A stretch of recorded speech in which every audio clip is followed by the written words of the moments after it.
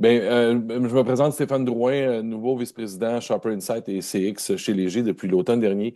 Un retour pour moi dans le secteur vraiment très, très enthousiaste parce que on vit une période de grands changements dans le secteur du commerce de détail. On se répète ça à tous les cycles, mais toute la venue de l'intelligence artificielle, des agentiques dans les parcours d'achat commence déjà à avoir un impact. Donc, ça va avoir un impact sur les prochaines expériences clients qu'on va vivre.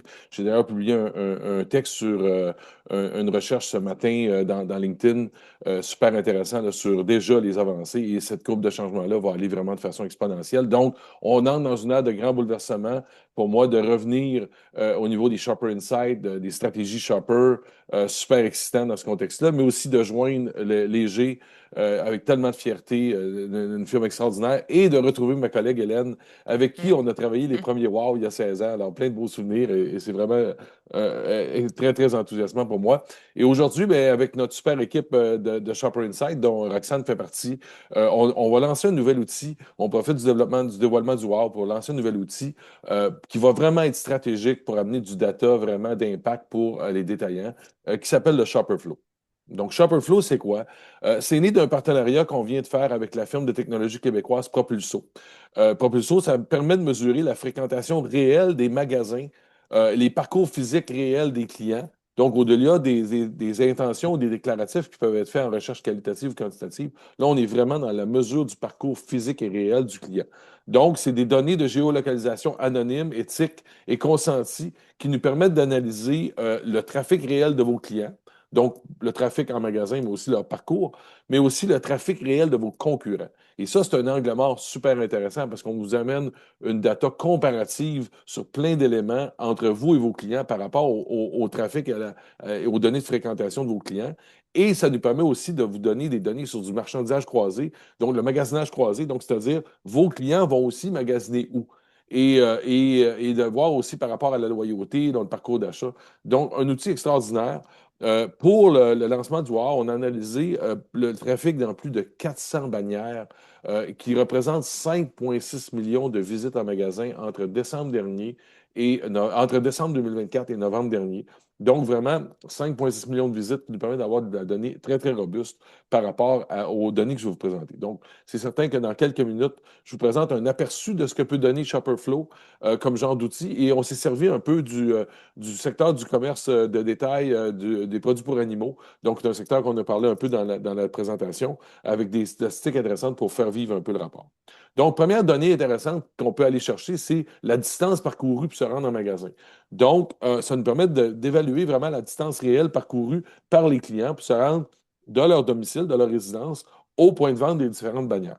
Donc, vous avez dans le tableau ci-joint, on pourrait sortir toutes sortes de données par rapport à la distance parcourue, mais on a sorti la donnée, par exemple, de pourcentage de clients qui avaient parcouru moins de 5 kilomètres pour se rendre au magasin.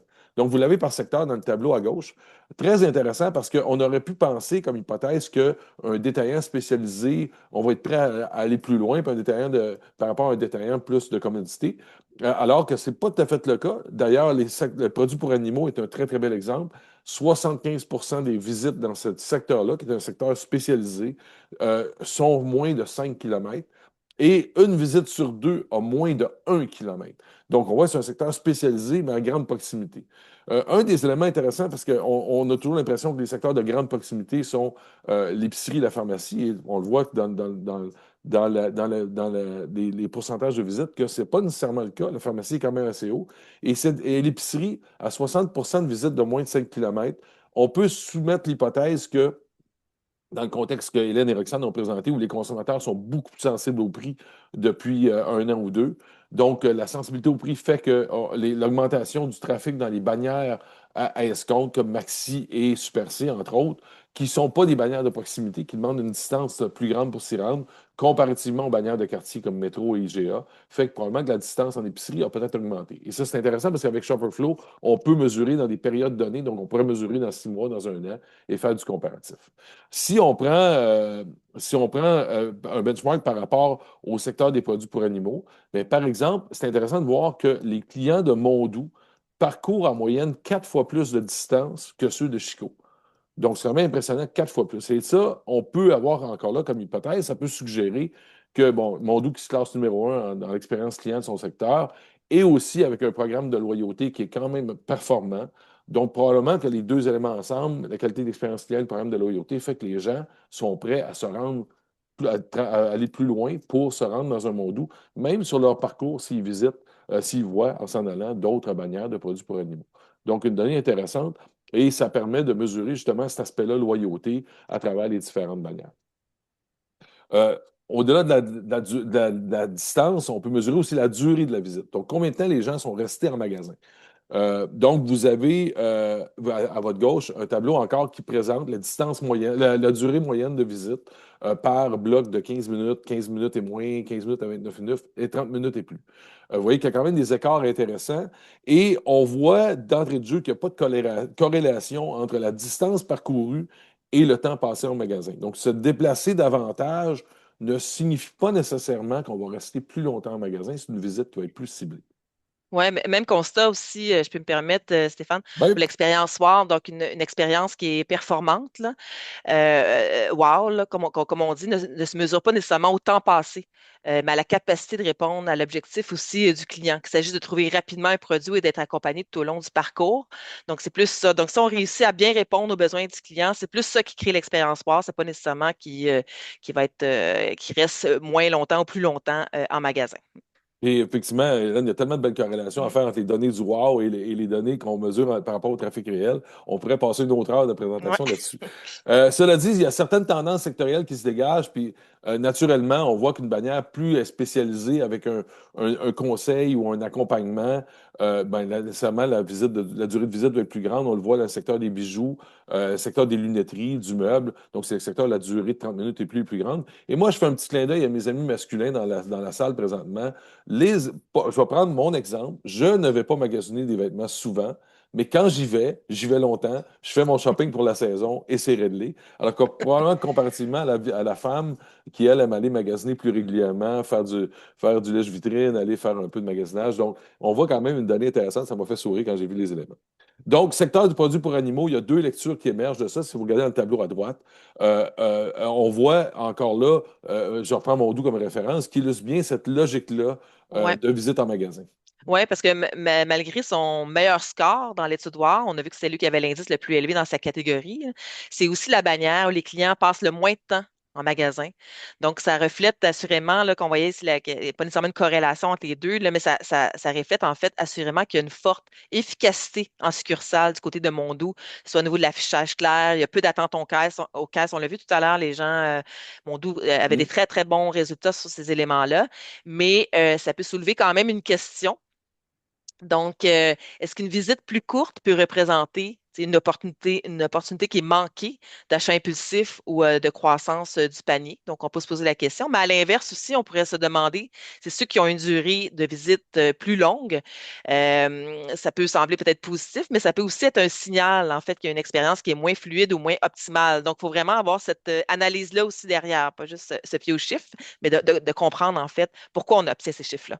Exactement. Puis présentement, on donne des éléments, mais c'est tous des indicateurs d'aller creuser des choses. Puis ce constat rappelle encore là, comme tu disais, Hélène, une chose très essentielle, Mm. c'est une expérience magasin qui performe, dépend avant tout du secteur et de l'objectif de magasinage du client et non du temps passé en magasin. Donc, c'est vraiment des données super intéressantes. On va regarder un peu plus d'éléments. Il y a deux éléments qui sont super intéressants. On a vu la distance, on a vu la durée, mais ce qu'on peut mesurer, comme je disais tantôt, c'est deux facteurs clés. C'est la part des visites. Donc, quel pourcentage de visites du secteur vous avez et aussi quel est les visites croisées. Donc, comment vos clients vont magasiner dans les autres bannières de votre secteur. Et ça, c'est deux données qu'on peut sortir avec notre outil Shopperflow. Et vous voyez que si on regarde encore dans le secteur des produits pour animaux, les données sont quand même vraiment intéressantes. Mondou, encore là, se montre par tous ces éléments comme un vecteur de développement du secteur, capture 45,6 des parts de visite. L'indice WOW est très élevé et on le voit aussi que, on ne l'a pas la donnée ici, mais c'est la bannière qui a le moins de pourcentage de clients qui vont dans d'autres bannières. dans son secteur. Donc, c'est vraiment intéressant. Les clients sont très loyaux. Et quand vous regardez les chiffres, c'est important, par contre, de faire la part des choses. La part de visite doit être mise en perspective de la part du nombre de points de vente. Donc, on a fait une certaine corrélation ici. Si on regarde par rapport à Mondou, bien, Mondou a 1,4 fois plus de parts de visite que de points de vente. Donc, c'est vraiment intéressant. Il surindexe par rapport à ça. On le voit, Chico, la même chose. Chico, c'est 1,3 fois plus de parts de visite que de parts de points de vente. Donc, à l'inverse, si je regarde Animaux, qui a une expérience client incroyable, donc qui score très, très haut dans son expérience client, a 0,3 de part de visite de sa part de marché. Alors, ce n'est pas nécessairement négatif. Il joue un rôle différent, probablement comme magasin de proximité, magasin où je vais y aller quand des fois peut-être plus pour des besoins de dépannage ou des choses plus spécifiques que je vais acheter. Et l'opportunité, moi, je suis dirigeant chez Animaux, mais je me dis, c'est intéressant parce que j'ai deux choses que je peux faire. Un, parce que Animaux aussi a un autre défi, c'est celui que ses clients vont le plus chez les concurrents. Donc, je dois travailler la loyauté de mes clients actuels, donc très, très important.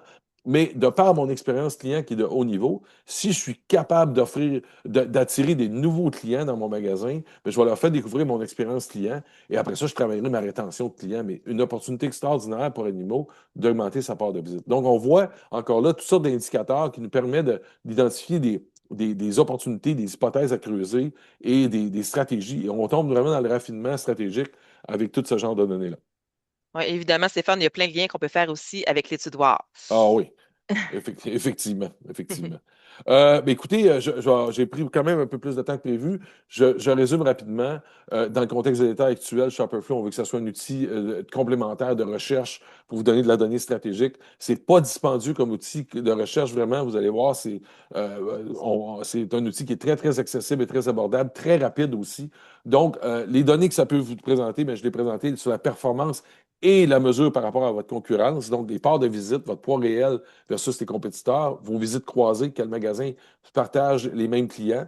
Et bien entendu, ben, par rapport à votre bannière, ben, on peut mesurer par rapport à vos concurrents sur différents éléments, dont la répartition des visites par jour de la semaine, les distances parcourues, les villes ou régions d'origine. On peut identifier des clusters de villes ou de régions d'origine, la durée des visites, la fréquence de visite. Donc, plusieurs éléments qu'on peut vous comparer à vos concurrents pour voir des pistes d'opportunités de développement en lien, bien entendu, avec l'expérience client. C'est un outil qui est très flexible. On peut analyser selon différentes périodes. On peut analyser par région. On peut même identifier, vous avez un magasin problématique. On peut cibler ce magasin-là spécifiquement et faire de l'analyse de data. On peut analyser du potentiel de nouveaux sites. Alors, c'est vraiment très, très versatile. Alors, je vous invite à me contacter ou à contacter votre point de contact chez Léger et on pourra s'en parler davantage. Ça me fait vraiment plaisir de vous parler de cette belle outil-là.